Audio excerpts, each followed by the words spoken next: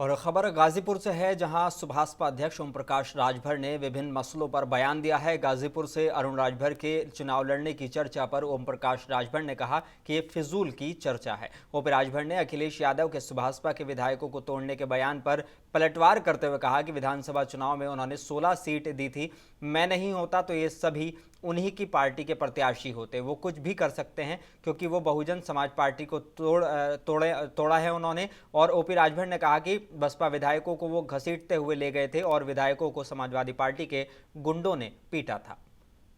जब ये सत्ता से बाहर होते हैं तो इनको सब लोगों को सब कुछ दिखाई देता है। जब सत्ता में रहते हैं तो झूठ घास इनके लोगों के चश्मा से हरियर लौकला। जब निकल जाते हैं सत्ता से बाहर, 4 बार बहुजन समाज पार्टी की सरकार में थे तो कुछ नहीं बोले, 5 साल बीजेपी की सरकार में मंत्री थे तब कुछ नहीं बोले, अब सत्ता से बेदखल है तो बोल रहे हैं।